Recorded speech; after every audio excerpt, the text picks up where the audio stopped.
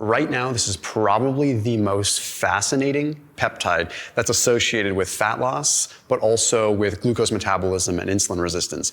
And full disclosure here, okay, when we talk about peptides, I'm talking about going to your doctor and consulting with them. I'm also talking about rodent model research. I'm talking about some human model research, but this video is really for entertainment purposes only. So when you look at peptides, we have to take it with a grain of salt.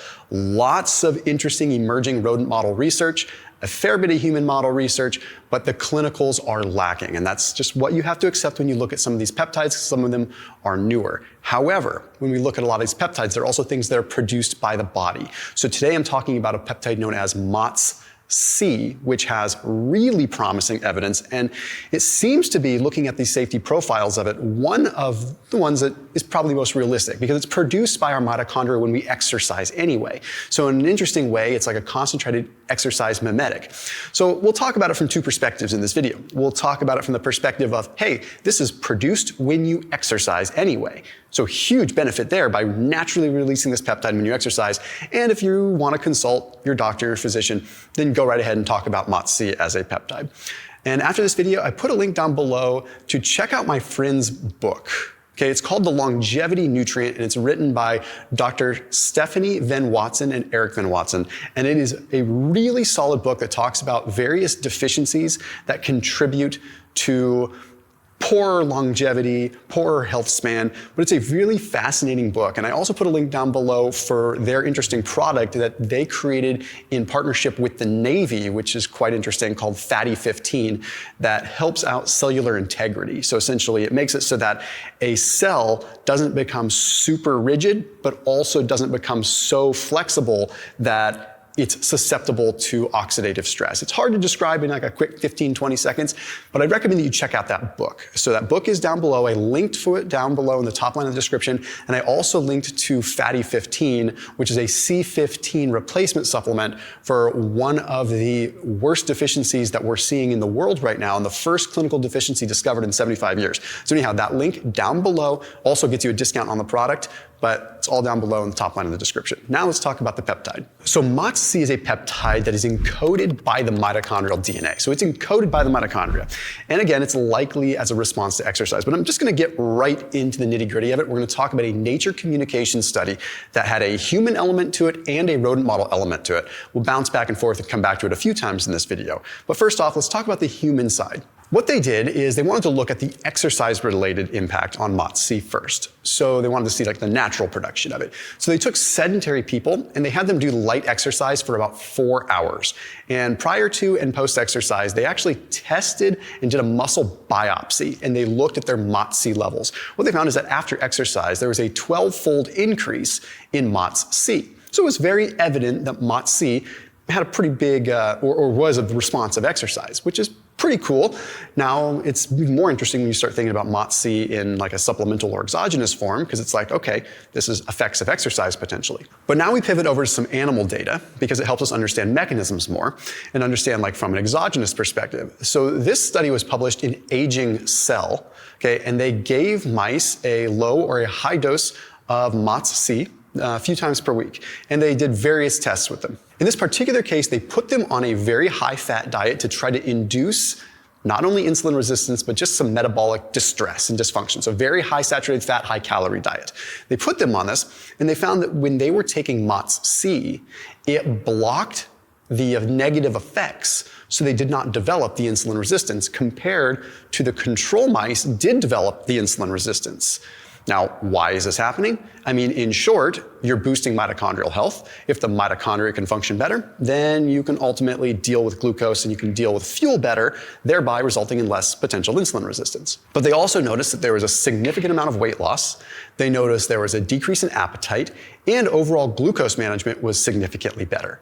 Now, what was the really wild thing here, and this is super captivating, is that the effects were really good when they were on like a bad diet, like it mitigated the effects of a bad diet, but the results were really, really, really good when they were eating a normal or a good diet. This is a little bit unusual because usually peptides or things like that, they help offset these negative things and sometimes become more effective the worse a diet is. But because we're dealing with the mitochondria, the more exercise, the more good diet, the mitochondria is already thriving. So then MOTS-c was like getting the effect even more. So it actually works really, really well when the diet is good and when potentially exercise is there. What they found is that MOTS-c improved insulin resistance much more so in the muscle cells than anywhere else in the body on these mice, indicating that it's definitely, or seems to be, definitely related to exercise. Because you can get more insulin sensitive in the liver, in other organs, but in this case, it was predominantly muscle related. Probably one of the most fascinating things of this study, though, is they found that older mice that were exhibiting insulin resistance signs, once MOTS-c was administered, they actually started to resemble the insulin sensitivity of younger mice. So in a way, it was making their mitochondria sort of younger, for lack of a better term. Lastly, there were massive reductions in inflammatory cytokines, reductions in interleukin-6, reductions in tumor necrosis factor alpha, which could have been downstream of the fact the mitochondria is functioning better and able to use fuel better, thereby resulting in less inflammatory response. How is this happening? And this is important to know how it's happening, because if you're going to even investigate this or talk to someone about it, you should know what's going on. It is speculated, but pretty flushed out, that MOTS-c is changing what's called the folate cycle. What happens here is then there is something called purine. This disrupts purine synthesis, which now we get into a world that you probably know more about, therefore increases what's called AMPK. So it's essentially making the body think that it's in a little bit of a deficit and that it's exercising. Right? By increasing AMPK, that increases when you exercise, that increases when you're in a deficit. That's sort of your energy sensor within the body, thereby improving mitochondrial function, mitochondrial density, and thereby just getting you almost the benefits of exercise. So when we talk about exercise, if one were to, or a mouse were to utilize MOTS-c for exercise performance or for muscle building, what would happen? Well, the good news is we've got some data here too, but again, don't 100% take my word for it. This is rodent model research, but that's where we start. This Nature Communications study took a look at MOTS-c, and it found that mice ended up having an increase in a couple of things with exercise. For one, their motor coordination improved dramatically. This is interesting. That's actually really interesting to me. Like, I would love to be able to have more coordination and be able to do more athletic things. So that's fascinating. But they also saw increases in their overall performance too. They put them on a treadmill, and they did treadmill tests with them. And they found, compared to 7 to 10 days of MOTS-c supplementation at various dosages, high dosages of MOTS-c improved their treadmill overall performance dramatically at 10 days, but not at 7 days. What that tells us is that it takes a little bit of time to build up. It's not like something you just were to take and it were to magically fix things, right? So it's like in conjunction with exercise, massive improvements. But here's where it gets really fascinating. They had these mice go on the treadmill and they had them run. And then they would increase the intensity as much as they can until the mice were sprinting.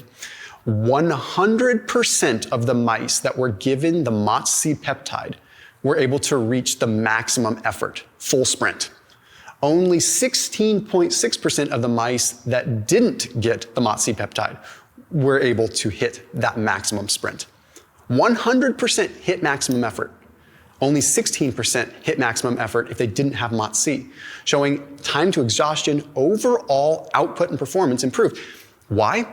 Simply put, it improved the mitochondrial efficiency, so the mitochondria were able to produce more energy, utilize fuel better, thereby utilize fat better and burn fat better, utilize glucose better, and thereby create more anaerobic power and output, and they were able to perform with less time to exhaustion, or more time to exhaustion rather. American Journal of Endocrinology and Metabolism published something really fascinating with muscle building though.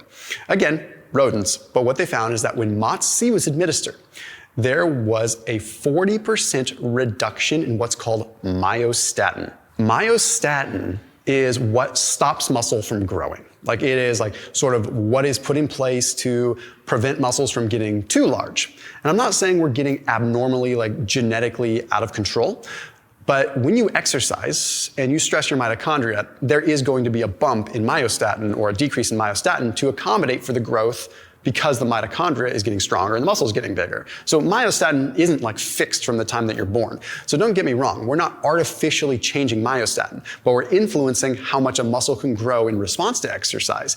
This is also done on mice that were fed a really poor diet. When they were fed a poor diet, it was blocking the obesity-induced atrophy. So normally if you have a lot of fat on you, it actually contributes to atrophy, breaking down muscle. MOTS-c actually blocked that. It protected the muscle.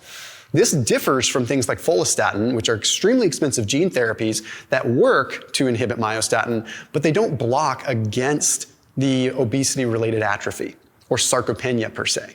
They only improve you with building muscle. At least that's what the research shows. We're seeing with MOTS-c, because it's more natural in the sense that like the body's producing this when you exercise, it's a more realistic way to prevent atrophy. And I'm fascinated by this. This is the kind of thing we should be looking at for muscle building. Like we look at, okay, we're basically just enhancing the body's natural outcomes from exercise, getting us a more, I don't want to say natural muscle building. If you're using a peptide, you're not really natural, but you are playing upon your body's natural systems more, which is pretty cool. I should probably mention some of the most fascinating stuff though, and that's the longevity aspect. And you might want to click off now because you're like, okay, I found the performance stuff. No, I think you still want to hear this because muscle plays a big role in longevity, and this is probably the most fascinating thing I've ever seen from a peptide perspective in regards to longevity. There was a study published in the journal Aging First that found that people that were between 70 and 80 years old had about a 21% drop in naturally occurring MOTS-c levels in response to exercise compared to people that were 18 to 30. So as we get older, we produce less MOTS-c. Kind of no surprise, like we're not pushing as hard, our muscle is a little bit more decrepit, you know, the whole deal. But if we look at a study that's published in Aging Cell, we understand something more about MOTS-c. I'm going to read a quote from this study. We suggest that the M.1382AC polymorphism located in the MOTS-c encoding the mitochondrial DNA, which is specific to the Northeast Asian population, may be the putative mechanism explaining high longevity of Japanese people. Essentially, what happens with MOTS-c actually is what is genetically going on with Japanese people to live longer. I find that so fascinating. Like you're seeing like Japanese people basically have the exercise peptide circulating because of a genetic polymorphism. Does that mean that by taking a MOTS-c peptide, you emulate this? Some of the rodent model research kind of looks like that. As a matter of fact, check out this study. Another Nature Communications study looking at late life administration of MOTS-c 3 times per week in mice found that there was a significant, and I mean significant, increase in health span. Not lifespan, but health span. Their quality of life at an older age, which is what we've noticed with Japanese cultures as well. They have a better health span. There was a modest 7% increase in lifespan with mice, but a lot of times when you look at lifespan increases in mice, it does not directly correlate with humans. Okay, it could be 7% in mice, it could be 0.5% in humans. Hard to tell with actual lifespan because the overall life of a mouse is different. But when you look at health span, it's a lot more equatable. And it was such a dramatic change that we could really understand it. Probably has to do with, once again, insulin resistance, metabolomics, being able to utilize fuel. So when we see this quote from these researchers showing that, hey, this is what we see with Japanese people, and they do live long, just kind of naturally, independent of a lot of things. And then this is what we see with the MOTS-c peptide. So it's like Japanese people respond better to exercise, and they have this exercise-related peptide probably circulating more. As always, keep it locked to here on my channel, and I will see you tomorrow.